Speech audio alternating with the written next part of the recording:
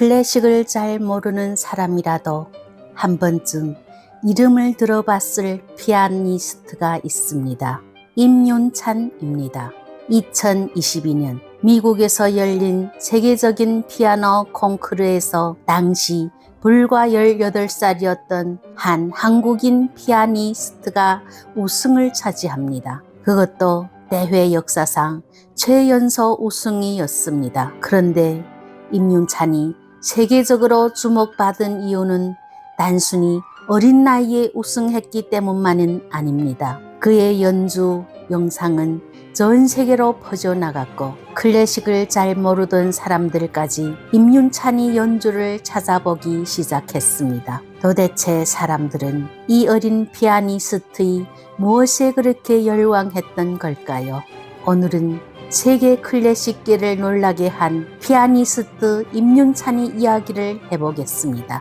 임윤찬은 2004년 경기도 시흥에서 태어났습니다. 그런데 이외로 아주 어린 시절부터 전문적인 피아노 교육을 받은 것은 아닙니다. 피아노를 처음 시작한 것은 7살 무렵이었습니다. 방과 후 활동으로 무엇을 할지 고민하다가 피아노를 선택한 것이 시작이었다고 하는데요. 그런데 피아노를 시작한 지 얼마 되지 않아 남다른 재능을 보이기 시작합니다. 서울 예술의 전당 음악영재 아카데미에 들어갔고 13살에는 한국예술종합학교 산하 한국예술영재교육원에 합격하게 됩니다. 그리고 이곳에서 임윤찬의 음악 인생에서 빼놓을 수 없는 사람을 만나게 됩니다. 바로 피아니스트 손민수 교수입니다. 임윤찬은 어린 나이부터 국제 콩쿠르에 출전하기 시작했습니다. 14살이었던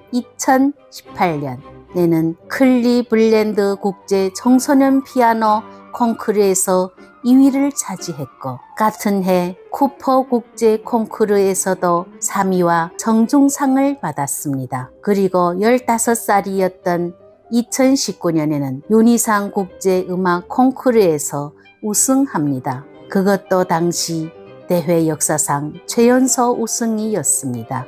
이때부터 클래식 음악계에서는 한국에 굉장한 어린 피아니스트가 나타났다라는 이야기가 나오기 시작합니다. 하지만 임윤찬이라는 이름을 전 세계에 본격적으로 알린 사건은 따로 있었습니다. 바로 2022년 열린 반 클라이번 국제 피아노 콩쿠르입니다. 세계적인 피아노 콩쿠르 가운데 하나로 꼽히는 대회인데요. 당시 임윤찬의 나이는 불과 18살이었습니다. 그리고 준결승에서 임윤찬은 굉장히 과감한 선택을 합니다. 리스트의 초절기교 연습곡 전곡을 연주한 것입니다. 총 12곡으로 이루어진 작품인데 제목 그대로 피아니스트에게 엄청난 기교와 체력을 요구하는 곡입니다. 한두 곡을 연주하는 것도 어려운데 임윤찬은 콩쿠르 준결승 무대에서 12곡 전곡을 연주했습니다. 그리고 이 연주가 공개되면서 세계 클래식 팬들 사이에서 엄청난 화제가 되기 시작합니다. 그런데 진짜 결정적인 순간은 결승전에서 찾아옵니다. 결승에서 임윤찬이 선택한 곳은 라흐마니노프 피아노 협주곡 3번이었습니다. 피아노 협주곡 가운데에서도 연주하기 어렵기로 유명한 작품입니다. 손이 빠르다고 해서 잘 연주할 수 있는 곡도 아닙니다. 엄청난 기교와 체력은 물론이고 오케스트라와 호흡하면서 곡 전체를 끌고 가야 합니다. 그런데 당시 18살이었던 임윤찬은 이 곡을 놀라울 정도로 완성도 있게 연주합니다. 조용한 부분에서는 숨소리까지 들릴 것처럼 섬세하게 연주하다가 음악이 폭발하는 순간에는 오케스트라 전체를 뚫고 나오는 듯한 엄청난 힘을 보여줍니다. 그리고 연주가 끝난 뒤 객석에서는 엄청난 박수가 쏟아집니다. 결과는 우승. 임윤찬은 18살의 나이로 반 클라이번 국제 피아노 콩쿠르 역사상 최연소 우승자가 됩니다. 여기에 정중상까지 받으며 심사위원뿐만 아니라 관객들에게도 가장 사랑받은 연주자 가운데 한 명이 됩니다. 그런데 더 놀라운 일은 콩쿠르가 끝난 뒤 벌어집니다. 결승에서 연주했던 라흐마니노프 피아노 협주곡 3번 영상이 유튜브를 통해 전 세계로 퍼져나가기 시작한 것입니다. 보통 클래식 연주 영상은 짧아도 수십 분이 넘습니다. 클래식을 좋아하지 않는 사람이라면 처음부터 끝까지 보기 쉽지 않은 영상이죠. 그런데 임윤찬의 연주 영상에는 수백만 명이 몰렸고 결국 1000만 조회를 훌쩍 넘어서는 엄청난 기록을 세우게 됩니다. 댓글도 한국뿐만 아니라 세계 여러 나라의 언어로 달리기 시작합니다. 단순히 18살인데 피아노를 잘 친다? 이 정도를 넘어 연주 자체가 사람들에게 강한 인상을 남겼던 것입니다. 그렇다면 임윤찬의 연주는 도대체 무엇이 다른 걸까요? 물론 기술적으로 굉장히 뛰어난 피아니스트입니다.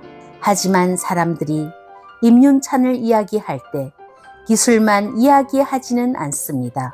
임윤찬이 연주를 보고 있으면 내가 이렇게 어려운 곡을 잘 칩니다 라는 느낌보다는 연주자가 음악 안으로 완전히 들어가 있는 것처럼 보일 때가 많습니다. 빠르고 화려한 부분에서도 단순히 음을 정확하게 치는 데 그치지 않고 곡이 분위기와 감정을 자신만의 방식으로 만들어 갑니다. 그래서 클래식에 대해 잘 모르는 사람이 들어도 정확히 뭐가 다른지는 모르겠는데 뭔가 다르다 라는 느낌을 받게 되는 것이죠. 어쩌면 이것이 임윤찬이 클래식 팬을 넘어 대중들에게까지 알려질 수 있었던 이유인지도 모릅니다. 반 클라이번 콩쿠르 우승 이후 임윤찬이 활동 무대는 빠르게 넘어졌습니다. 뉴욕 필하모닉과 LA 필하모닉, 보스턴 심포니와 시카고 심포니 등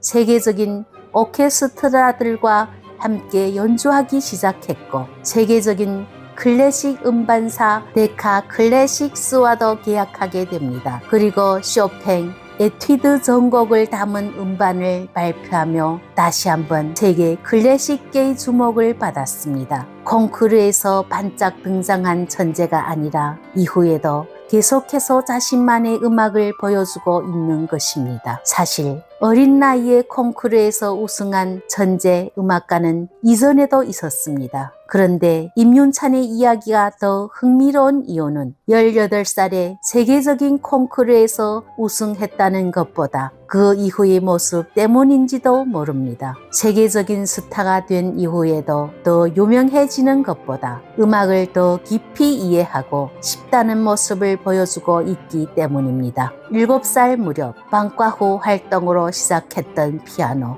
그리고 불과 18살에 세계적인 피아노 콩쿠르 최연소 우승 이후 세계 최고의 오케스트라들과 무대에 오르는 피아니스트가 된 임윤찬. 하지만 아직 20대 초반입니다. 어쩌면 임윤찬의 이야기는 이미 완성된 천재의 성공 이야기가 아니라 이제 막 시작되고 있는 한 음악가의 이야기인지도 모르겠습니다. 앞으로 임윤찬이 어떤 음악과 연주를 들려줄지 기대해 보면서 오늘은 피아니스트 임윤찬의 이야기를 해봤습니다.